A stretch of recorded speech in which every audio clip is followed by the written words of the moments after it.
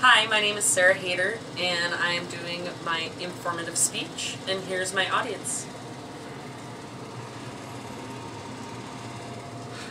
And obviously my husband is the cameraman. So roller derby is the newest and up-and-coming sport. Has it caught your eye, and do you just have no clue how it works?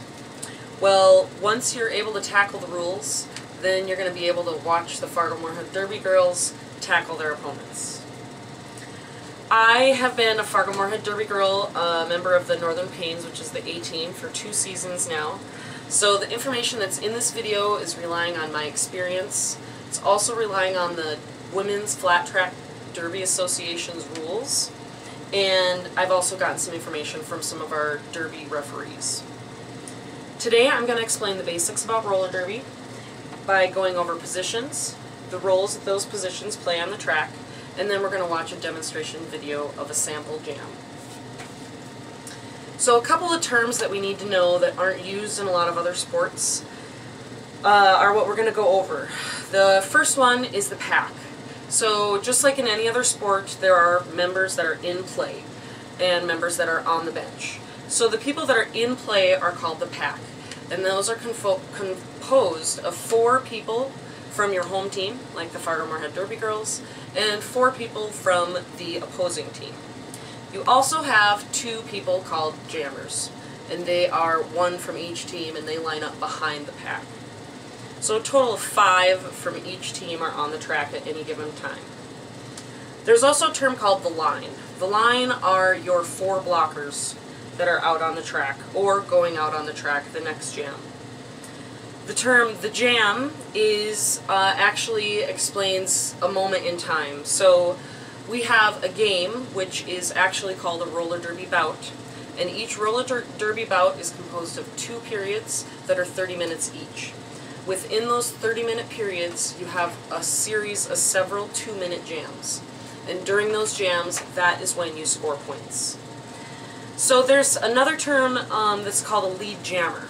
And the lead jammer is the person who gets through the pack first and has the ability to call off the jam before the opponents score any points. We also have something called a helmet panty, and these are what designate the jammer. And these are panties that are they're actually covers that go over the roller derby girl's helmet. The one with the stripe is called the pivot, and we'll see that in the demonstration video shortly. And then the one with the star on either side of the helmet is the jammer. The 6th term is the penalty box. And the penalty box is where skaters go to serve out time when they disobey one of the rules. We are not going to go into the penalties that can happen during a roller derby bout, but it is a term that you probably need to know. So now that we've defined the terms in roller derby, we're going to learn about the roles that those individual things play on the track. So there's 3 positions. One that I said before is determined by the helmet panty with the stripe that goes down the middle, and that's called the pivot. They're the leader of the pack. They're the ones who determine the strategy at the start of the jam, and they're also the last defense against the opposing jammer. There's also a blocker, and they have 2 jobs. One is to defend against the other jammer, meaning that they are going to block the other jammer so that they cannot get through and score points. The second job is to play offense, which is to block the other blockers and let their jammer get through to make points. The 3rd position is obviously the jammer. So the jammer is the point getter, and they need to be fast and efficient. The goal is to gain lead jammer so that they can control the 2-minute jam, and they want to obviously score points. So now we are going to go into the demonstration jam, and we'll see all of these different concepts and terms together. So we've got a white and a black team. The white blockers are raising their hands there. And then we've got the black team, which are 4 blockers there as well. We've got the 2 pivots with the panties and the stripes on their heads. And then we've got a jammer from each team, the white team and the black team. So we don't have audio, but the referee is going to blow the whistle, and then that is when the jam officially begins. So as you can see, the blockers are playing offense and defense, trying to get the people with the stars on their helmets through the pack. The white jammer has gotten through the pack successfully first, so she is the lead jammer.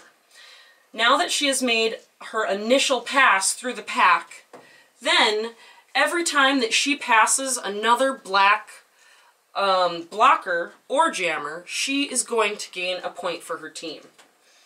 So she's going to come up on the pack here, and they both are actually on their scoring run, so either of them can make a point if they pass one of the opposing team's blockers.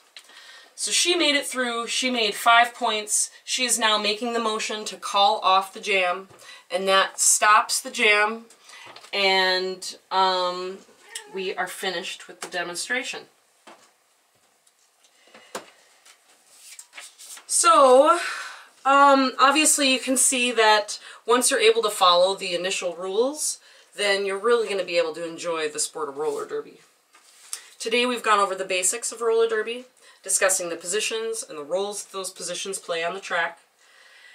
So when you're aware of the basics, then you can follow each jam, you can identify when the points are being scored, and that is when it really gets fun to be a spectator of roller derby. So now that we've gone over all the important information, you can come and you can put your new skills to the test and watch the Fargo-Moorhead Roller Derby girls take on Duluth March 16th at the Fargo Civic Center. And you can come and cheer on your home team.